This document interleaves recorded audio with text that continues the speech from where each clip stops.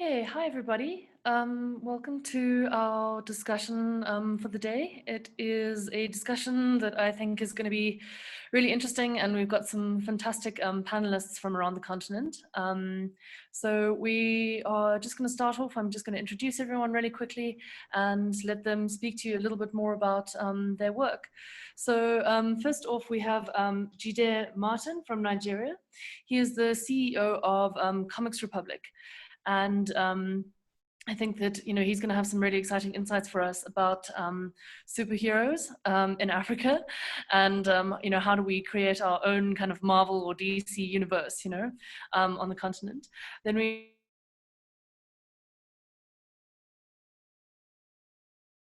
the founder of the Leti Arts, which is a gaming and animation hub.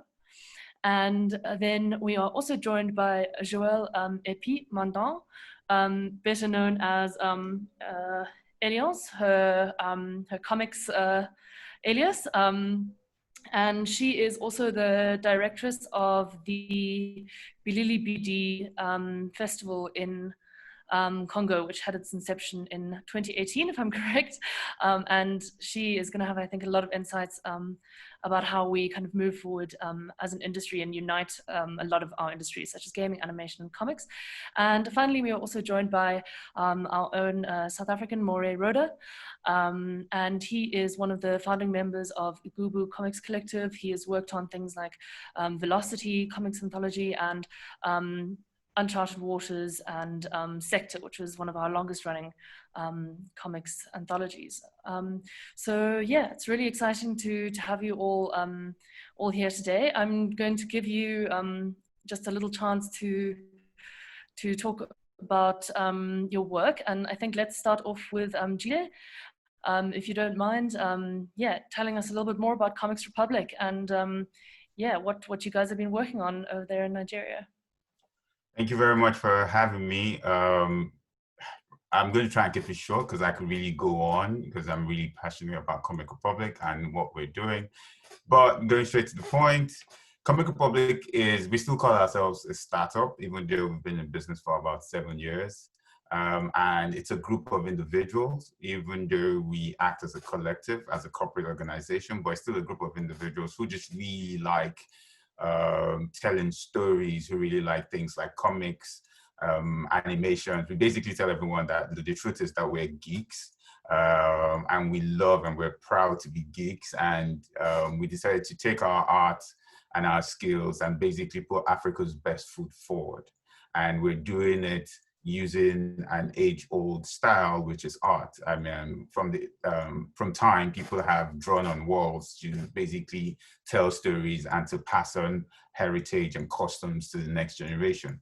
We're deciding to do that with today's modern art, which is digital art, and that's because everything is on screen.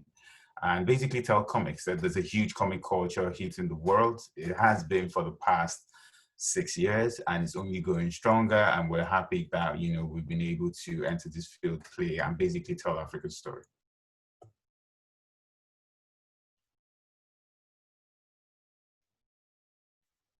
Can you guys hear me?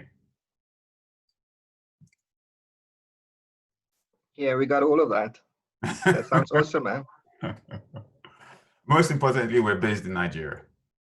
Yeah, that's fantastic, and I believe that you maybe have some examples that you would like to share.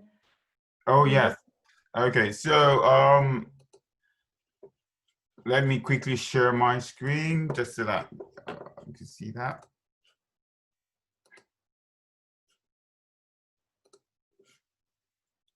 Okay, so can everyone see my screen? Still on safe side? Yes, it's working. Okay, good. So Comic Republic, we started 6 years ago, and our intention was to make comics. We have a popular saying in the company. We say that we're not an African comic company, but we're a comic company that happens to be African. And why do we say that? That's because we wanted to tell our story, but doing it in language that the rest of the world understands. And so we borrowed, techniques and inspiration from people like DC, Marvel and a lot of manga studios. Simply because another fundamental principle was that we believe that if you were going to introduce something to someone, first start with what is familiar. And then when you get their interest, you can start to tell your story once you have their attention. And that was what we started doing at Comic Republic. So our first set of heroes were basically very, I would use the word conventional. And I'll say conventional because they were modeled after what heroes were. And another question we ask, you know, people say superheroes are from the West and all, but I ask people today that the truth is, if you go to, for example, the United States or to Europe, you're not going to see people walking up and down in skin-tight costumes or wearing capes. No, that's not it. Basically, costumes are the uniform for superheroes, just like soldiers have their uniform and firemen have their uniform. It's a language that people have come to understand about superheroes. So we first started with doing what was conventional and hoping to pick the interest of people to look into Africa, knowing that we can do this. And then from there, we started telling more traditional stories. You know, even though we're doing what was conventional, we're picking stories from the life of Nigerians and Africans as a whole. And we had a whole universe planned out from the get-go. So from the get-go, we introduced loads of characters. And from this page here, you can see we have over 22 titles. And we also had the goal of ensuring that if you're a comic lover or anime, or if you're into fantasy, whatever it is that you're in, or whatever comic genre that you would like, you would find something in Comic Republic. If you're into things like Lego drama, for example, we have something like this that basically is a group of people coming together to fight political justice, right? And so a group of 7 people, one is a lawyer, one is a journalist, one is in politics, one is a thief, all of them coming together basically to fight against the oppressors in our organization, in the world. And funny enough, the world climate is even showing that, you know, especially for people of African origin, we need a voice and people, you know, fighting against the status quo, as you may call it. But, you know, we now started introducing more African-centric characters as we went along, which was the goal from the beginning. Immediately we got the interest of the world, we decided, okay, it was time to make people start to understand our myths and our origins. So on the screen right now, we have a character, Shango. It's Shango, pronouncing it with the Nigerian accent, Shango. And Shango is the it's the African god of thunder and lightning. Now, one of the things that we noticed was that, you know, when you look at Thor, how he is now, and you look at Greek mythology, there really isn't a resemblance if you really know real Greek mythology. The Vikings were very barbaric people, which is where the culture of Thor came from. But what they've done now, for example, is that they've modernized it so that people of today will be able to appreciate it while sticking to the things that make it, you know, stay true to its origin and its culture. And we've done the same thing with our gods, where we've created characters, you know, who have loads of reference to African and Nigerian and Yoruba culture in particular. And we have that for many other tribes. For example, we have Amajera, who is an Igbo god. He is the Igbo god of thunder and lightning here. And, you know, taking basically tropes, styles, and mixing it with ours to come out with something rich and original at the end of the day, but with one goal: Africa's best foot forward. Our intention is to make the world be interested in Africa and want to know what we're about and to do it the best way possible. Fantastic. Thank you so much, Jide. And I actually also want to mention, which I probably should have at the start, that the reason that we actually are kind of all here today and having this discussion is in relation to the Afropolitan Comics website, of which Joëlle is also one of the curators, as well as my South African co-curator, Ray Witcher. So yeah, Ray is also here. But we'll talk a little bit about that maybe at the end. And Eyram, I think let's get your take on it. I think that, you know, that would be a nice you know, kind of springboard, you know, for you to talk about Leti Arts and what you guys have been doing. Yes, thank you, Tara.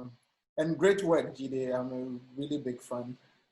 Yeah, so I am Eyram from Leti Arts, and Leti Arts is actually a decade old, and our mission is to tell and preserve culture through modern interactive forms using video games and digital comics, similar to what Jide is doing. And for us, we just want to see Africa out there in using the most advanced form, especially with the gaming industry. And we believe in the philosophy that it's only the gaming industry that brings extreme arts and extreme science together to create more opportunities. And Africa is lacking that. So once we fix comics, once we fix games, it enables all other industries that come with the storytelling, film, merchandise. All these industries revolve around this core product that we call video games. So Leti Arts has been blazing the trail. We've gone through all the challenges, I think since 2009 that I founded it with my co-founder.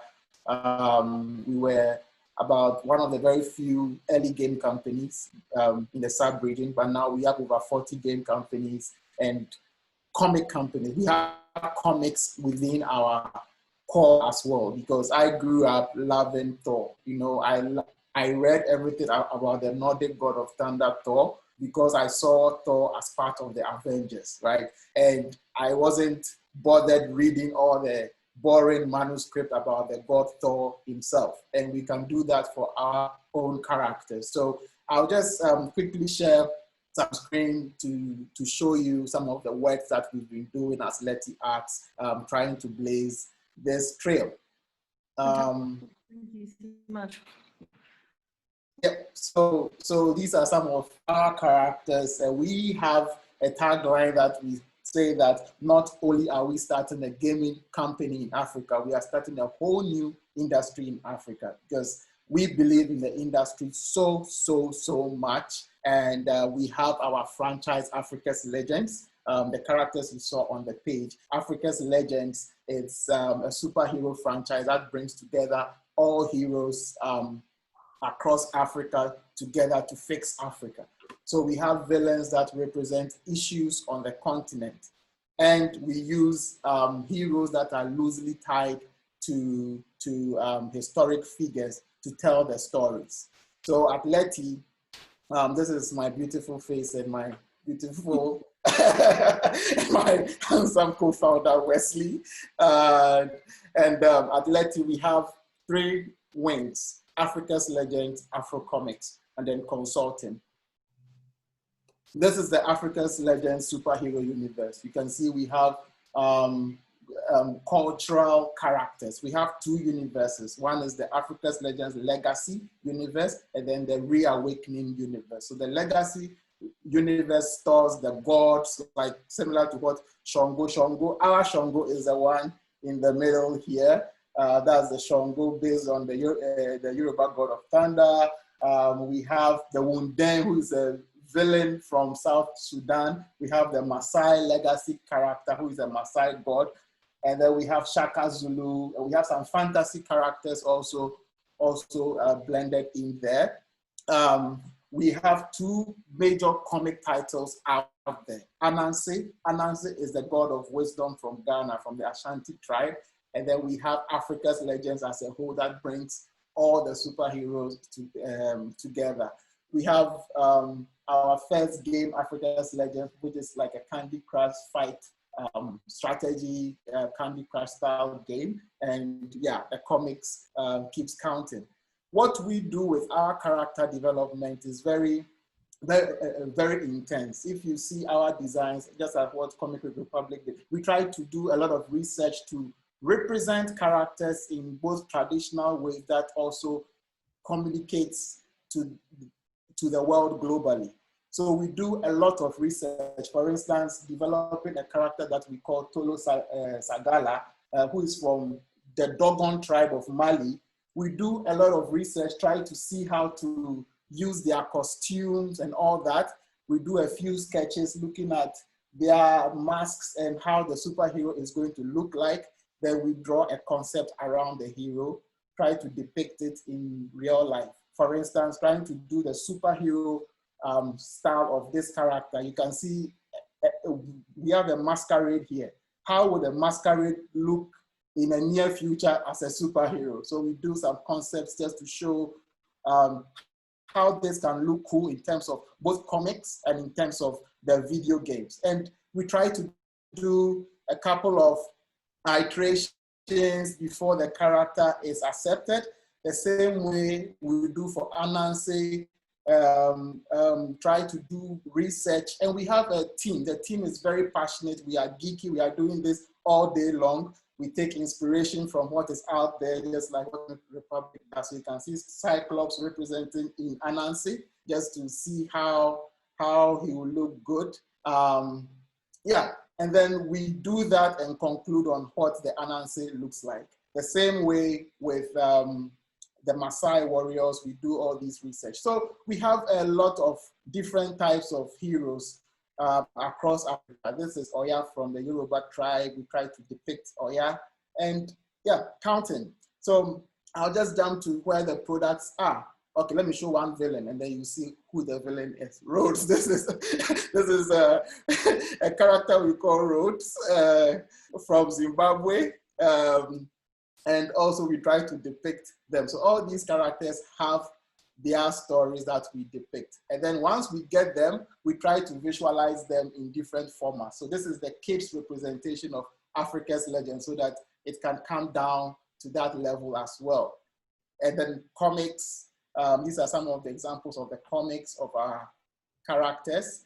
And then this is a concept we did from Black Panther. So because the team keeps creating, we just look at whatever someone is doing. Like we even have some visualizations of Comic Republic's characters. Anything that looks cool, we try to see how best we can represent it with Africa's best talent and make this industry start talking.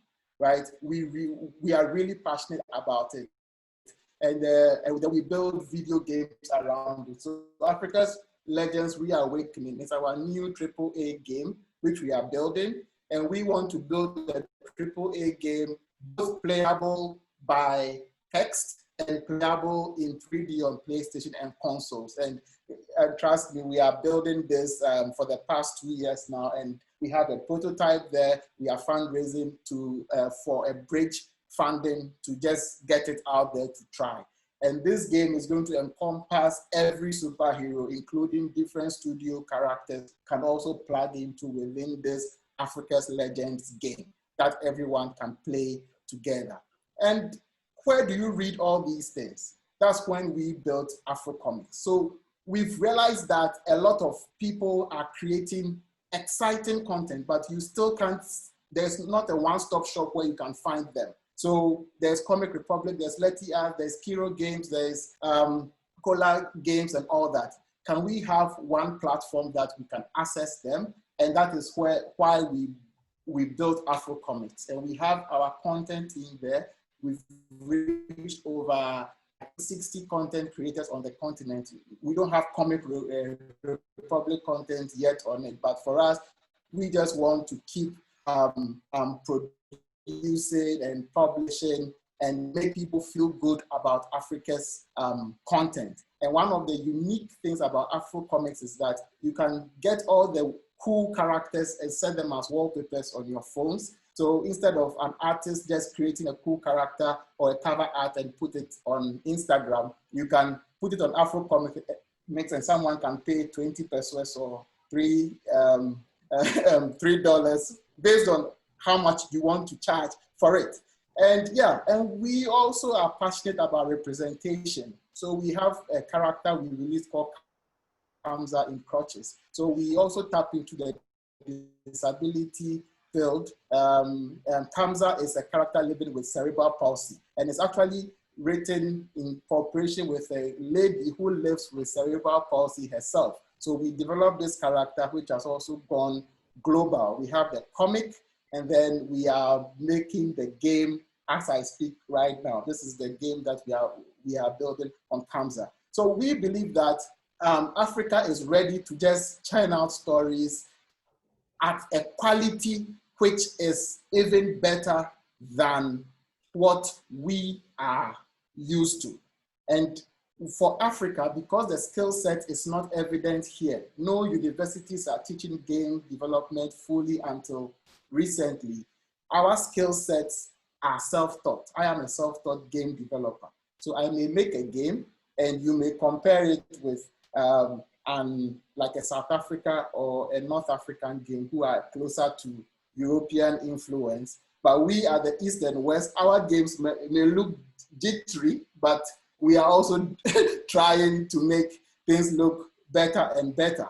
So all the passion that is encompassed in youngsters in Africa, we are passionate about them. And I have an internship program for young people that I run, and I'm doing that every quarter. So we've trained over 400 interns since 2012. And I also published my first book on games using my story called Uncompromising Passion, The Humble Beginnings of an African Video Game Industry. This book is just to send a signal to everyone that we need to write our stories. And I'm ready to introduce story writers to Jide and everyone here to start writing about our journey. We need to produce books. We need to get books out there in the space. And the gaming industry is also growing very huge. So to end it, these are some of the games that through our internships, through our advocacy, we know Kiro games already. This is a game that I'm very passionate about. I really love Kiro's content. I like Oware 3D, which was done by a guy who was an intern here before. And just recently, there was a car racing game out, which I really love. It was an indie developer that published. So in a nutshell, that's how the industry is growing, and that's the work spectrum of what Leti Arts has been blazing. Thank you. Okay, fantastic. Eyram, thank you so much. I am aware that we actually have fairly limited time. So if I can maybe just ask Moray to go. I see we've got a question from Bill here, but I think let's just quickly let Moray and Joëlle talk about their work, but maybe taking into account Bill's question, which is, do you think that African comic book publishers go through the growing pains of making superhero stories first and then branching out into more genres? Or will this be the staple across the board if they start as such? So maybe just something to keep in mind, Moray, and then Joëlle, will go to you. Okay, sure. Hi, everybody. I'm going to share my screen as well. Just thing. I'll keep it nice and short. So people know me for being part of Igubu back in the day. I think very long time ago, like early 2000s, and probably better for Velocity and Level 5 that came along later. These are all anthology titles except for Level 5, which was with a bunch of Cape Town artists.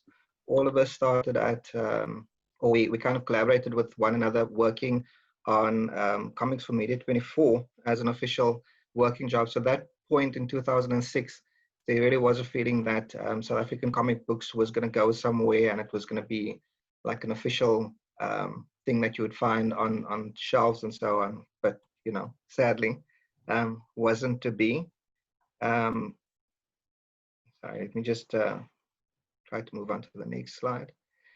This is artwork from one of the stories from Velocity that I did with an artist called Christopher van Wyk, was involved with the comic books at that point. So the idea behind Velocity was actually floated by Neville Howard, who was in Australia as an ex-South African, and he noticed that their comic book industry is very vibrant down there, that they've got a lot of events happening, a lot of people doing comic books, and just kind of felt that if we had that kind of exposure as well, that it would definitely help South African comic books.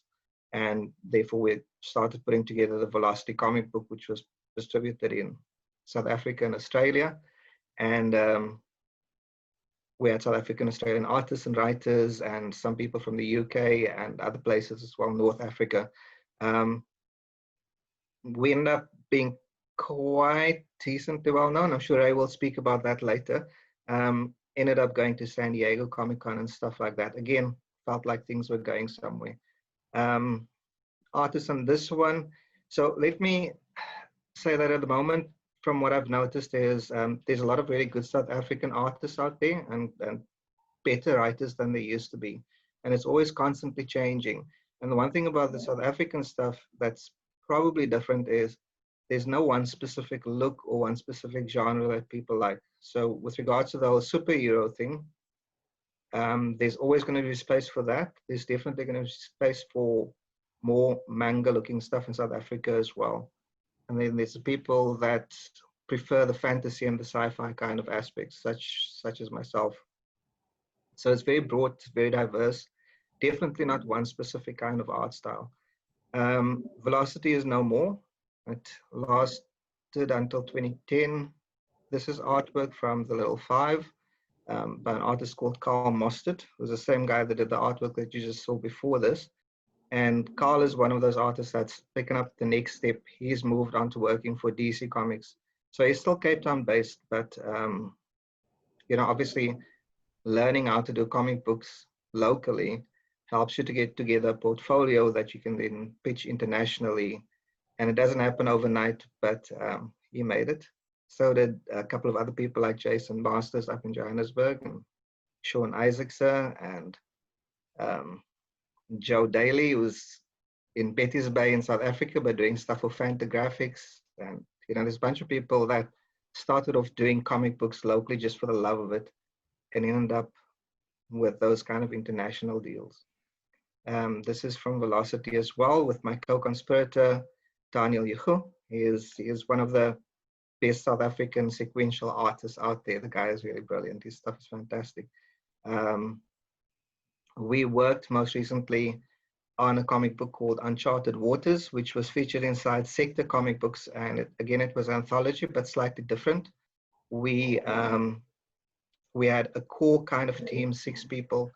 Daniel, myself, working on Uncharted Waters, Naz Hussein and Ben Rausch working on Red Air, and then Diogo Yonkers and Michael Smith working on Illustrated Guide to the End of the Universe. So it was all fantasy kind of stories and serialized like 2000 AD used to be.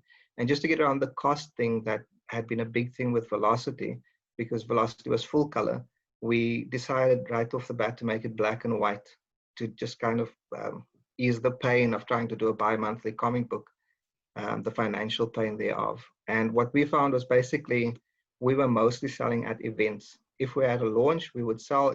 If there was a fan con or Comic Con or an open book festival or something like that, we'd have that spike in sales that would kind of pay for a couple of issues. But mostly it wasn't selling, even though we managed to get it distributed between Johannesburg, Cape Town, and even Port Elizabeth as well. It's just when it's on the shelves, it just doesn't sell that well. So this is where we are currently with Uncharted Waters. Artwork's done, stories done. I'm adding color to the pages, and we are looking at publishers. We're looking at international publishers to kind of have a look at this. We've submitted to many places.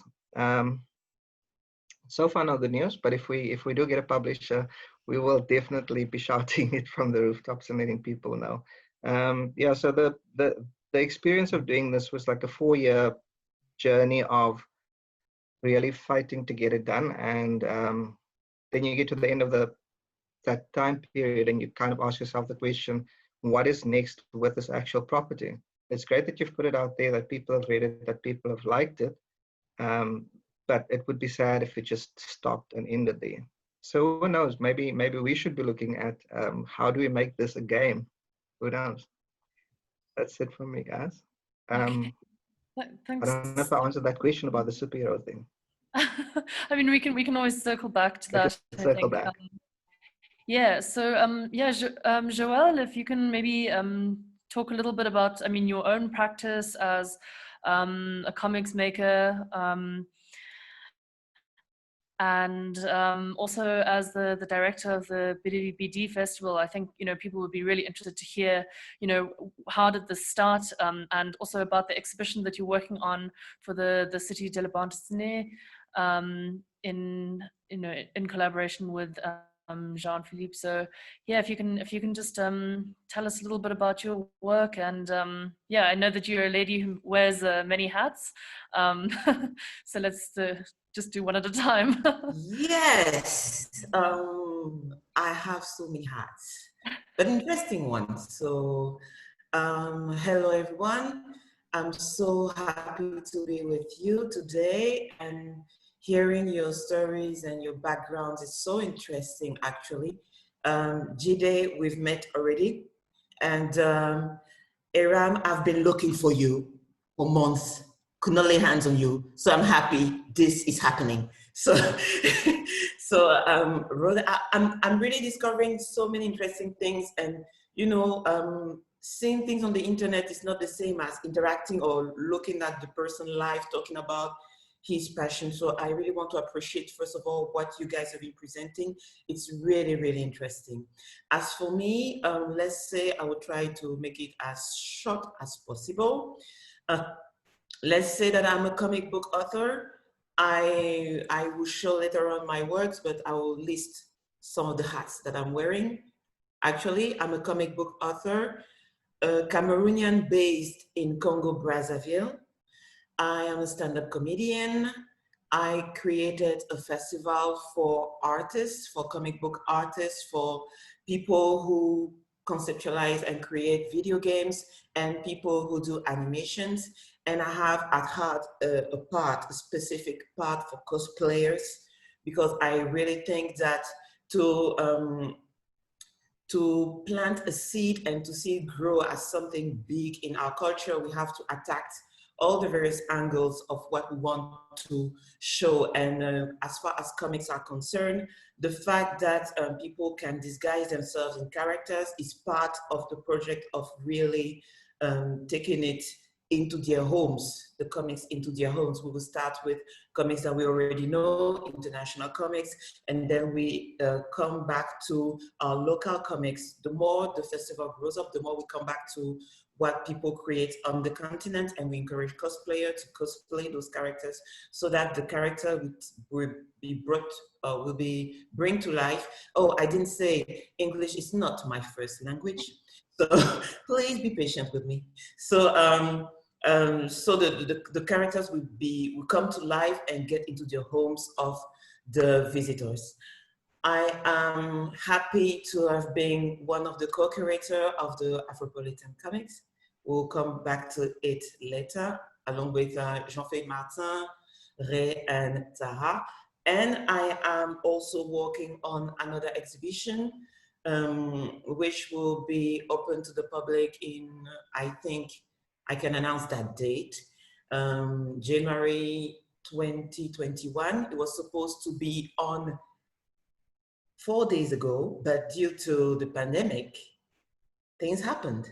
So it's an exhibition on bringing spotlight on something like 50 African comic book writers that are on the continent and out of the continent, working on their own comic books. And it's a real good challenge, because we're not just showing people who do comics, but also how comics are interacting with video games or animation. So the exhibition will be at the Museum of Comics, le Musée de la Bande Dessinée d'Angoulême, in Angoulême, France. So far, let's say, those are my various faces. Now, if I have to share my screen, I don't know what will happen because I have so many windows open. So let's just dive in and see what happens. Oh God. Oh, should I select things? I'm not good at it, huh? Maybe let's just start with one window. You're not seeing what I'm seeing, right? Are you? No, nobody can see the share screen, right? Are you seeing all of this? Okay, so I'll start with this. There we go.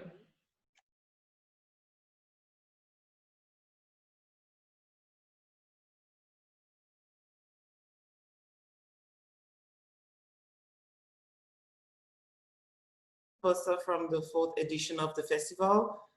We have it each year by the end of the year, the first week of December. It's some kind of a platform where we want to connect people from the continent and out of the continent. Why the connection is important is because due to the language, as I said, I'm a French-speaking person at the core and learned to speak English in school and the university. The language is really a barrier on the continent, starting on the continent. And the festival is really trying to connect us. We have English-speaking people on the continent, Spanish or Portuguese-speaking people, Arabic-speaking people, and I'm not even counting the various national languages that we have in our various countries. So Bilili BD Festival is really a festival working on how to connect people, the artists, the publishing houses, the libraries, and the distribution chains or patterns, and the director of festival or director of cultural or cultural center or center that will promote culture on the continent and out of the continent. So let's say that this is concerning Bilili BD Festival.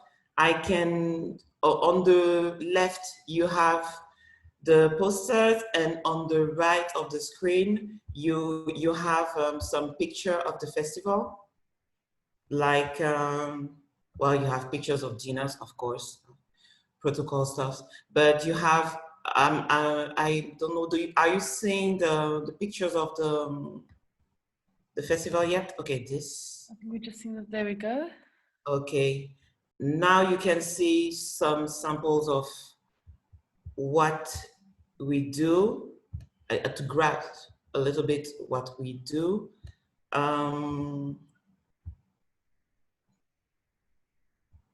Okay, now I'm on the dinner part, which is not the part that I really wanted to focus on, but hey, things happen. So let's say that on the screen, you can see various pictures of the various interactions that we can have in the festival. You meet up with the artists. The artists will meet up among themselves because they are coming from various parts of the continent. I was so happy when we had the opportunity to start inviting people from Nigeria, and I know that Jide, you've already been to DCR, which was just across the river. And I really hope to have you in Bilili. I hope to have all of you guys in Bilili some days. We'll plan it. When Rhoda, you say that you're looking for a publisher, this is actually another aim of the festival. Like, for example, let me show you this wonderful picture of a discussion of two people. The person on the left is the representative of Dupuis, which is a publishing house in Europe, Belgium. The publishing house of Spirou and many other magazine and books. And he's talking with an artist because we create a meetup from publishing houses with artists who can't meet, you know, all the difficulties that we have to travel, even within the continent and out of the continent. So the festival is really working on how to connect them on the continent, which will lower the costs for some bills and some stuff, and make it possible for them to make interesting encounters, if I can put it that way. And one of the success, when we talk about the success of the festival, is that it's not a very big festival so far, and the aim is not to be a very big festival. The aim is to be an efficient festival that will really connect and produce fruits. So far, if I take the example of Dupuis, they have found 15 artists that they will work with. They will start working with them starting 2021, 2022. And that's part of the relations that they got to be connected with during the festival. You will have people doing cosplay. I've talked a bit about the cosplay part, which is important for me. It will help me to see what the people like, what do they enjoy, what do they consume, so that even the artists coming to sign their books will see if they are connected or not to their public. As you said, Jide, in the beginning, you go to what is familiar to the person before taking the person to get familiar to your own universe. So the cosplay part is important for me in the festival because it helps me and it helps the artist to see if they are too far to connect from a comfort zone and to take them to their own universe and to create a, and we have the animation part, which is important, exhibition, of course, video games competition, and the presentation of a video game from Africa done by an African. So this is really part of the Bilili BD Festival, the aim, the goals, and if I can put it that way, part of the success of it. I may stop here because I can talk for like days, and we're not here for that. So let's say that concerning Bilili BD, I didn't even show my works, and well, maybe during the discussion, I will have time to show my work or later on. There's no problem about it because I'm here really to promote the festival first and the exhibitions that we're working on. So far, this is what I'm doing. Yeah, that's really fantastic. I mean, I think that one of the questions that I wanted to actually ask you was about your model for connecting publishers, with artists. And, this is kind of like a sustainable strategy for comics creators in Africa to start moving their work forward. And I don't know, if any of the others, other panelists, I'll open it up as well, have anything to kind of contribute in that. I mean, what is our way forward into really creating an industry? I mean, Morea, I think in the past, we've said we don't have a comics kind of industry here. We just have like a comic scene, where it's kind of like this, it's not a united front. And I think that this is kind of what's coming up in the questions a little bit as well. How do we unite, across sort of the languages, across the countries, and yeah, how do we move forward? I think something to think about. Jide, did you want to respond first? Yes. So first things first, I need to kill a notion, which I believe is one of the biggest problems. It's holding us back. I think it's handicapping us. It's that comics are not profitable. That's a lie. It's a lie because Comic Republic is being very successful at business of making comics, right? And I'll just give a little bit of statistics to defend why I'm saying that, and then I'll just recommend what I think is the way forward, what I think we're doing wrong, and what I think is the way forward. So first things first, we have like over 100 characters. Let me talk about the days. We have over 100 characters. We publish comic books every 2 weeks. We have our own office space. It's a 3-story building in Lagos. We have over 35 people working with us, and we have a full staff of over 15 people that report to the office every day and get paid every month. We've done business with people like DW, which is Deutsche Welle, Germany's foremost news agency. We've done business with Al Jazeera. We've done business with BBC. And I could go on. We've created comics for a lot of companies in the US, and we charge in dollars. The mistake that a lot of comic producers are making is that, number one, they're not looking at this as a business, right? And when I say they're not looking at it as a business, what they are is that they want to do things the conventional way, which is I make comic books with a couple of friends, and then I try to sell it, or I look for someone else to sell it. And in most other industries, what you find out is that the people who are in the business or people who are running the business are finding innovative ways to expand business and, make money from it. But you find out that comic creators are just basically stuck on, let us make comics and let us print and let us sell, right? Now, the first thing that we're missing out is that even the big guys don't make profit from selling comics anymore. If you basically do a research on the comic industry as a whole, you find out that the profitability on printed books is not more than 6%, right? So you know that, for example, DC, who is basically turning out about 18 comic books a week, most people don't even know that, or Marvel turning out about 10 to 11 comic books a week, or even Image is turning out about 8 comic books a week, are not making, 6% is not enough to cover the cost of that. Now, what comic books are an avenue. Take comic books as your entertainers, right? They are basically products that you would use to monetize something else. And the moment we understand that, we start to think about innovative ways of making money from the comic business instead of making money from the comics itself, right? You need to make, your comics should be publicity for your characters, to develop the IPs of your characters, and then you now venture into other businesses because of the IP, the equity that you've generated from the IPs, and then you start to make money and not make money from the comic books themselves. I would say, like what we do, you give out the comic books free to one goal: improve your IP equity, right? And people in business will understand what that means. Now, when your IP has developed equity, it now becomes valuable.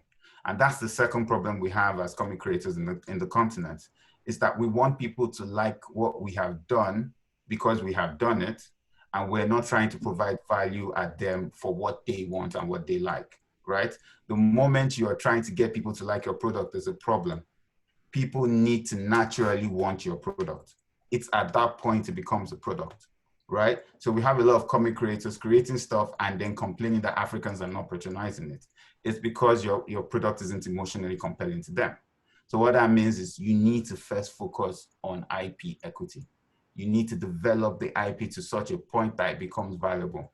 As we speak, we are presently negotiating with a major firm in France and in the US because they want our IPs, right? We're talking to mobile network companies who are wanting to pay licensing to use our characters and our comics on their platform.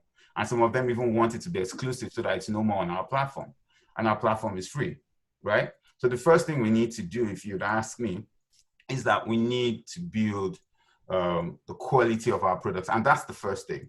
You know, I dare say that there's a bit of mediocrity in the continent as a whole, where we're trying and then we blame it on the continent for not being as good. My question is, why don't we be better, right? And then we do this thing where we say that we're sticking to what is local, almost as if local is almost synonymous to mediocrity. And I want to say otherwise. Local should be better than the international standard, right? I don't know if I'm able to share my screen again, just to share something really small. 1 second, if I can do that. Apparently I can't find what I'm looking for. Does anybody maybe want to respond in the meantime? I might. Eyram, do you want to speak first? Then. Yes, I think it's perfect what Jide is saying.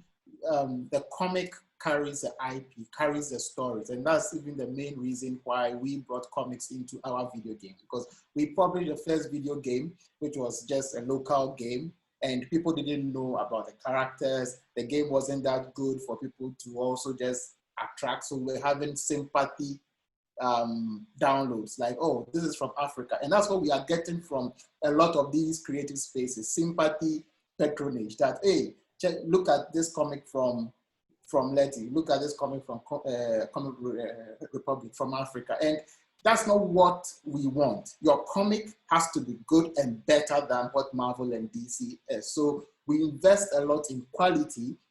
Then you can now attract the right audience to your content. And what Jide is saying about using the comic to build IP for other stuff of your business to bring in the money is perfect.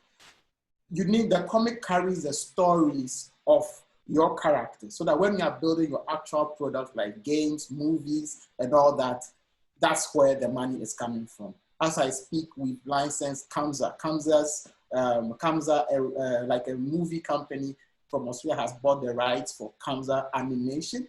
We've also given out, we just did a Spanish translation with a publisher in Spain, who is publishing Kamza in Spanish in Spain. And a lot of invites, companies from Hollywood reaching us for our IP, Africa's Legacy, and all that. So these are the basic sources of income for this kind of business, right? But what I would also like to acknowledge is the challenge on production. So for us, we are 10 years old and we are still running as a full-time game company. We don't build websites, we don't build banking applications. I'm a software developer, but we do full-time games, and we have to keep the story pure. That I got married for making games. I have my car for making games. Like, you need to build a success story for people to see that I want to do games or comics to be this person. And we are trying to chart that path. Sacrifice your life. You might not be the one to make the 1 million or $1 billion dollar person, but you might have inspired the next comic creator coming in to make the first billion out of comics, right? So we need to also have that focus to chart the path. It is very difficult. It's very difficult to chart the path, but trust me, 10 years, it's not 10 years ago. If you start now, we are all there as stepping stones to help you catapult your work. If you have a cool work, bring it to Leti, bring it to Comic Republic. We are open to such kind of partnerships. For me, I don't believe in working in competition. I believe in working in cooperation so that we are allies. We need to prove the worth of the industry in Africa before any investor can invest money in the space. So once we work together to produce quality work, what Black Panther did with 200 million, we have been doing with our 5,000, 10,000 free monies for a long time, but they did it with the right investment. If we should get that right investment, we need to have enough content, quality content on the continent to be able to showcase that. So that's what I have to add to it. If I can maybe just very briefly, I think we're going to run maybe a little bit over time. Yeah. So if you have any questions, let's start getting those in the chats. But just to touch on what you said about, you know, the stepping stones. I mean, I think that this is why it's great to have such a kind of a diverse kind of panel here. You know, people who have different experiences of the industry and are working in different ways. But I really think, you know, I would love for maybe each of you to talk a little bit about, you know, some of the highlights that, you know, you've seen coming out of this comics kind of industry in Africa. What are some of the recent big kind of milestones and stepping stones that we've seen in Africa? If everyone can maybe just think about that question as well. On that part, if I may contribute, I will take the example of then my comic, you know, my artistic part, and maybe share screen at the same time, if that is possible. So actually, no. Actually, concerning the diary of Eben Duta, which is the comic that I've done so far, I wanted to share the document on it. I'm looking for it. Anyway, if I have to talk about the major moves, and I'm sure that even Jide or Eyram or Rhoda, you confirm that this past 10 to 15 or 20 years, the fact that we've gone digital is a huge move, because we get to even see what others are doing, even though we can't get in touch with them physically. And thinking of creating comics is really the creating as many material as possible. It's really the focus now for many artists. The points that Jide highlighted are very important, because those are the traps that people fell into so many times. Even Eyram came to it. You draw something because you like it. You're in your own universe. And you don't think out of the box. You don't think international. You don't think business. You don't think money. And that's one of the points that has been an obstacle. But if I have to list the highlights, the fact that we can go digital, we can use Facebook, we can use any other social media and create our own website to show our work is really a huge step ahead. And then the other point is, I will try to briefly be on that, is when we want to bring all of what we can produce on one platform. So far, it's a very early and young and premature. Even the ambition of it is very good, but the continent is so huge. The continent is so big. So trying to gather all of it on the same platform, it's very, very difficult. But if we have, with the digital, with the internet, if we get in touch with what is done in Ghana, what is done in Nigeria, and how Nigerians are working with people from Ghana and working with people from Cameroon, or working with people from Gabon or Congo, that will really create a movement. And naturally, as time goes, we will connect to huge and bigger platforms to handle the amount of productions. The mistake that many people do is actually to say, for example, I've been asked questions like that, like, okay, what is the name of, you know, you have the Japanese manga, you have the American comics. What is the name of comics in Africa? And my reply is always, you know, Africa is not a village. So when you say, what is the name of comics in Africa? I don't understand. Do you have a name for comics in Asia? No, manga is for Japan. So we are catching up. We have so much to catch. You know, the other countries, other continents have gone ahead with some things. The comics universe or history is very young on our continent.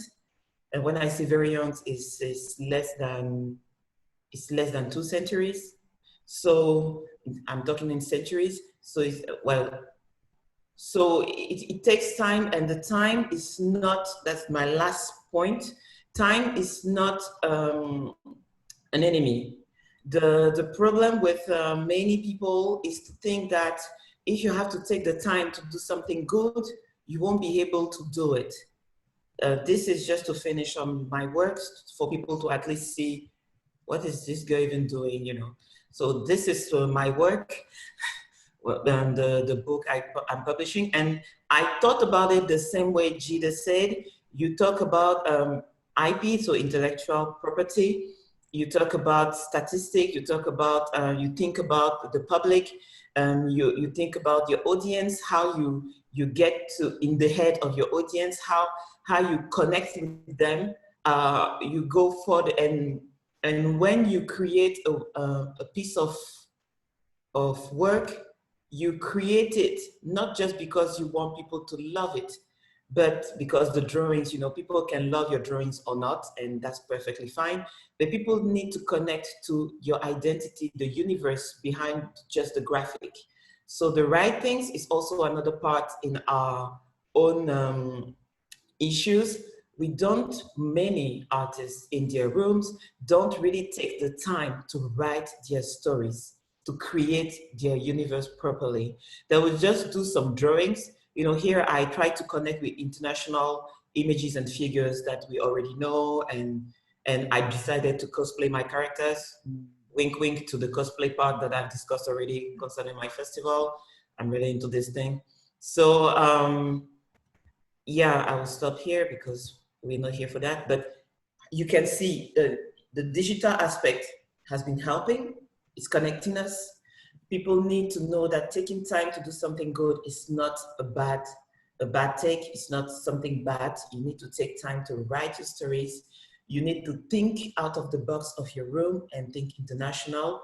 And you really need, that's the last point, and I'll connect to Eyram with that. You really need to know that you won't be the Stanley of Africa. You have to be at peace with that. You know, we are so many of us now. Everybody wants to be Stanley. You know, Stanley is already gone. You won't be the Stanley. You'll be yourself, and that's an important part. You're not in competition with someone else. You are in competition with yourself to do the best you can to exist, so that when someone gets into a library, he can find your works and say, this is very, very good. Find somebody else's work and say, this is very good. And each month collect some money to buy the books from this, and that. And when we say we are geeks, that's actually what happened with most of the geeks. Geeks don't just collect specific books from a specific artist. They are just hungry for all they can see, which is good and which has quality and content. So I got too passionate about it, so I'll just calm down and let you guys continue. Joëlle, if I may jump in there, because there's a little bit of a due we need to be paying that we haven't done yet, and we have run a little bit over time. So I need to talk to everyone about a certain little initiative that we've been running. So let me just quickly do this. All right. So I'd like to present everyone in the audience with the Afropolitan Comics website. So essentially, we've been getting quite a lot of questions about where do we see African content? Why is this still here? Go away. There. Okay, so we've been getting a lot of questions about where can we see African content, how do we consume it, etc., etc. So Joëlle, Tara, Jean-Philippe, and I have worked very, very hard over the last couple of months to bring together a really, really great website called Afropolitan Comics. So the URL for that is afropolitancomics.com. And it's a fully digital exhibition that explores a very small selection, just a small one, but a very small selection of African comics that you can actually encounter. So the theme here was to speak about South African comics, not even versus, but in conversation with comics from the rest of Africa. And so our goal here was to just show some of the genres that are not often explored or not often consumed when it comes to actually reading comics. So things like autobiographical comics. Now, those aren't very commonly seen. And I think what's so great, particularly on a continental perspective, is that we have some truly magnificent autobiographical comics that speak to personal struggles, that speak to kind of the various explorations and themes. And we've got such great artists that feature here. So I don't want to give away the exhibition. I mean, that's the whole point, is actually consuming the website. But the whole point is I want everyone to kind of explore. And say you look at, we can actually look here at Willem Samuel's work, which is Mengelmoes. And so here he actually even demonstrates how much he loved Judge Dredd and the influence that the British comics had on him as a kid, and just the kind of things of like growing up in the Western Cape in the early 90s. There's some really interesting things that actually happen. And the great thing here is that when we do this, we've also got comparative works. So we've got Nostalgeek over here, which also it speaks about Tagui and how he's basically living his life as a geek and kind of enjoying fandoms. And I mean, Joëlle, you spoke so eloquently about this. It's like everything about comics is just fun. It's like the cosplay sides, everything about them. It's just, there's always an element to the fandom that makes them so interesting and so much fun to enjoy. And as we go further, we even explore things like heroes in history, so historical-based comics and themed work like that. And then finally, we end with folklore comics. And it's just to show a very small selection of the kind of things that you can experience within the African comic context. And I think that's what makes them so very exciting, is that people don't realize just how much work we all do. And Cardi, actually, you raised a very great point earlier, why it almost feels like we've kind of not been talking to each other. So the Francophone, the Lusophone, even the English comic making countries, we're kind of just doing our thing without actually looking at what each other's doing. And I think that's a big issue. And that we're actually trying to get there. And Chris, yeah, Jide was giving a great masterclass there in business management. But yeah, so I do think that what we're trying to do with the exhibition is we want to give everyone a little bit of exposure, and then obviously thanks to the National Arts Festival, we're able to speak a lot more to what we've been doing as well. So this session, as I've mentioned in the chat, is just one of many sessions that we'll be running themed around the exhibition and workshop. And the artists and the people involved are going to constantly be in these sessions. So I highly encourage the discussions and everything that you've been asking questions about here. And yeah, maybe we can convince Jide to do a full business seminar with us. That would be fantastic, because I think we all could learn a little bit of a lesson. Like Moray, I'm sure you'll agree with me. Like I've just suddenly realized how much we as South African comic makers suck at selling our comics after seeing the success that Jide's been doing. So I think that's definitely something we could learn from there. And so I think it would be really, really fun. And then Tara, yes, and then so Tara was just asking Jide, you were going to share your screen just now, and then we ended up kind of crossing paths there. Could you just finish your thought there on what you were going to show everybody? And then I think what we'll do then, because we're already over time, is once we're finished with Jide, we'll open it up to some Q&A, and then we'll finish up the session. So just to do the usual thing, I'd like to thank the National Arts Festival for hosting us. You guys have been absolutely amazing. I'd also thank you to the French Institute of South Africa If it wasn't for them, this exhibition wouldn't have happened, and the website wouldn't have happened, this conversation wouldn't have happened. And then obviously, thank you so much to our guests, my fellow curators. You guys have been absolutely inspiring. And also finally, thank you to the participants. You guys are wonderful. And thank you for all these great questions and comments that you've been making. And I hope that I've been answering them astutely, but you're always welcome to reach out to us later. And then Cardi actually wants to have a private conversation with people that are involved in this later. So Cardi from Squid Magazine, sorry, I keep calling it Squidding, Cardi. So he would like to actually continue this conversation a little bit later. And Bill Masuku is also involved. There's quite a few great guests here. Even my boss is actually sitting in the audience. So hi, Kieran. So there's a lot of people out there. So thank you guys for everyone that's been attending. So Jide, if you wouldn't mind just finishing up what you were doing, and then we'll do a quick Q&A session afterwards. So to be honest, Ray, I was getting carried away because I was still at the beginning of the conversation. I was actually happy that you guys brought me back to life because, like I said, I'm very passionate about it. If I continue, I won't be able to wrap up in reasonable time, and we are over time. So maybe what you were suggesting, if it's possible, I'll be honored to do something like that, because I do believe that we just really need to have a mind shift on how we're looking at our product, and it is a product. We need to actually look at it as a product in the terms of monetizing it in a global sense and not just appreciation or emotional sense. And we're in different times, so we need to shift away from methods and business sense that worked 75 years ago, because, you know, Marvel and DC did these things 50, 60 years ago, and they've moved on to, as obviously, bigger ways of monetizing their products. We need to move away. We need to move to today's trend, business-wise. And, you know, I do believe that the industry as a whole can outshine what has been done before. Definitely. Moray, did you want to say something there? Oh, no. I was just going to agree with everything that was said about the level of suckage that South Africans have at doing the business side of things. I think we often look at the creative side of things so much that we don't really actually focus on what happens beyond that point, which is probably why what we don't need. Now I'm going to change something that I've said for 20 years. We don't need a publisher.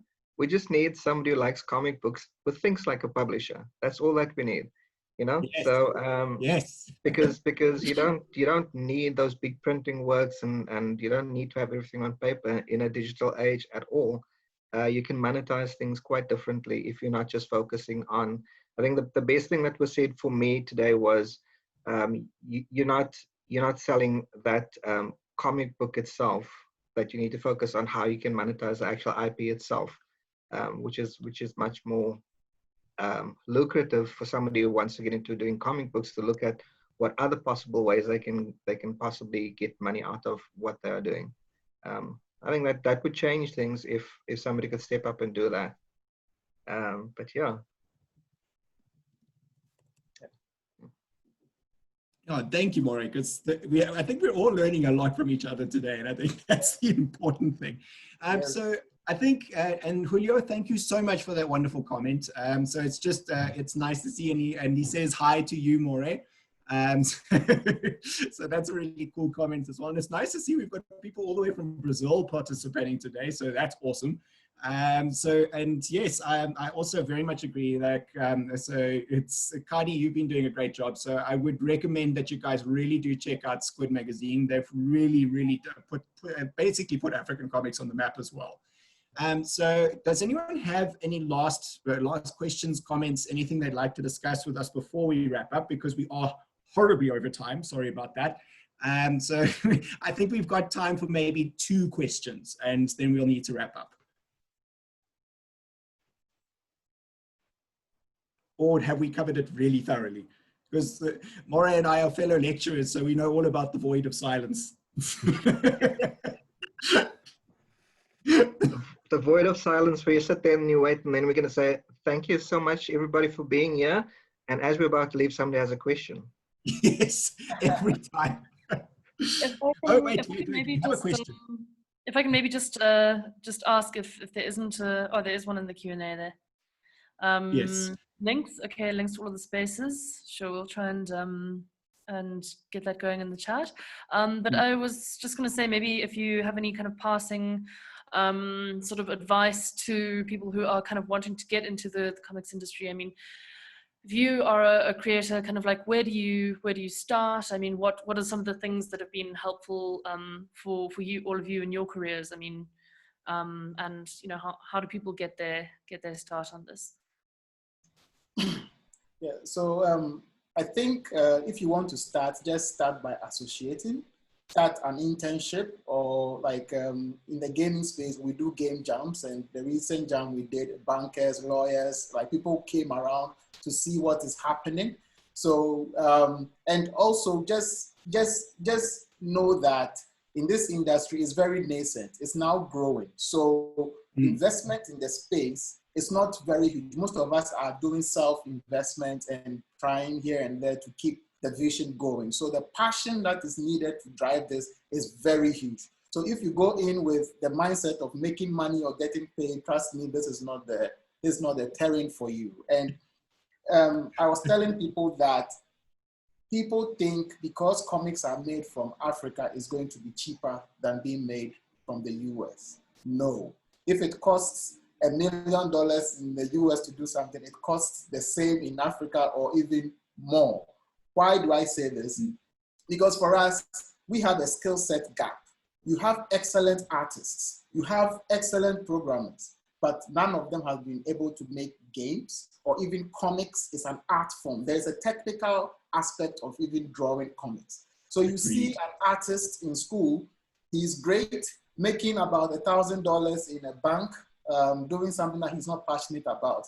He hears about your company that you are making comics. He comes in, he expects to be paid the same $1,000 that he was earning in the bank. But he's now coming to learn how to make the product that you are bringing him on board for. But you still have to keep paying him the $1,000. And it will take him about 6 months to start producing what you want him to produce. Right? And by then you might have invested paying him 6 months without getting like the quality that you wanted, and start getting it after 6 months. And that is happening a lot in these new industries that we are all starting. And fine, it's part of the investment spectrum. But what I'll tell people now, if you are interested in the comic space, start associating, do internships, do story writing. You can write characters, a synopsis for us to just sketch. Do some form of association. Find your strength within the comics and the animation and the creative space. It's a strength heightening discipline.